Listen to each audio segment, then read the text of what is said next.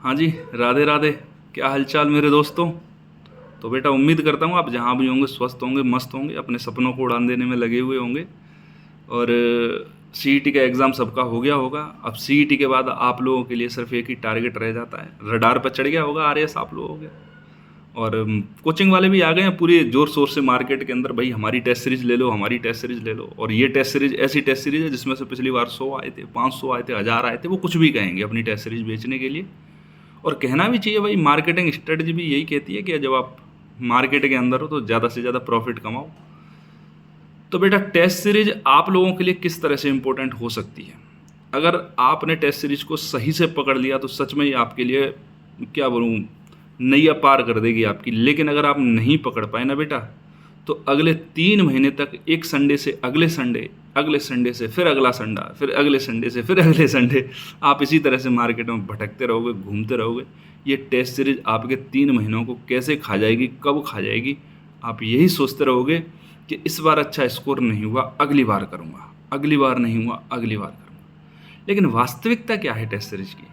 Test series लोग लेते हैं तो उसका मैक्सिमम यूटिलाइज कैसे कर सकते हैं। टेस्ट सीरीज खराब नहीं है, लेकिन टेस्ट सीरीज का मैक्सिमम यूटिलाइज करना आता है क्या आपके पास, आता है क्या आप पर, ये सबसे बड़ा प्रश्न है बेटा। तो देखो बेटा, सामान्यतः बच्चे क्या करते हैं, पहले मैं वो चीज़ बताऊंगा आपको और फिर मैं वो चीज़ बताऊंगा आज आपको जो आपको करनी चाहिए। वास्तविकता क्या है उस चीज़ के ऊपर बात करूंगा, ठीक है। तो देखो बेटा, जनरली बच्चे करते हैं कि एक टेस्ट सीरीज ज्वाइन करते हैं, एक संडे को एक उनको कोचिंग वाले कुछ सिनॉप्सिस टाइप का पकड़ा देते हैं कि भाई अगले वाले संडे को हम इन चीज़ों का टेस्ट लेंगे, फिर उसके बाद इन चीज़ों का टेस्ट लेंगे, और बच्चे उन चीज़ों को तैयार करते रहते हैं और टेस्ट देते रहते हैं। लेकिन बेटा एक बात बताओ, अगर आप मान लो संडे को किसी ए सब्जेक्ट का एग्ज़ाम देने गए और पेपर आपका बिगड़ गया और आपको पता लग गई कि भाई आपके अंक अच्छे नहीं आ रहे, उसमें आपकी सब्जेक्ट के ऊपर कमांड नहीं है, ऐसी स्थिति में आप क्या करोगे भाई, क्या करोगे। अगले वाले की तैयारी, पीछे वाले को पढ़ोगे, क्या करोगे, है ना। चलो ठीक है, ये भी सहन कर लिया हमने कि गुरुजी एक ही पेपर तो है, छोटी सी सब्जेक्ट थी, अगले वाले में फोड़ देंगे, वो भी बिगड़ गया, फिर क्या करोगे। कॉन्फिडेंस खत्म, टेस्ट सीरीज का मोटिव खत्म, और दूसरे तीसरे टेस्ट के बाद लगभग संख्या आधी टेस्ट सीरीज वालों की, आधी। अंतिम टेस्ट जाते जाते जाते जाते 20 या 25% बच्चे रह जाते हैं। 10% में और कहूँ तो जो टेस्ट सीरीज में टिक पाते हैं, बाकी सारे छोड़ छोड़ के भाग जाते हैं, ठीक है। तो टेस्ट सीरीज ज्वाइन करने से पहले इस वीडियो को थोड़ा सा ध्यान से सुन लो कि आपको करना क्या है। देखो बेटा, जब आप टेस्ट देने जाओ, बढ़िया 7 दिन 6 दिन अच्छे से पढ़ो, बिल्कुल टेस्ट देने जाओ। टेस्ट देने के बाद जो टेस्ट पेपर आपको मिला है उस टेस्ट को घर आके अच्छे से पढ़ो। हालांकि कोचिंग वाले भी उसका एवोल्यूशन करवाते हैं, ठीक ठाक डिस्कशन करते हैं, तो उसको सुनो, उसको देखो और फिर खुद से उसको एक बार फिर से पढ़ो और तैयार करो, पहली बात।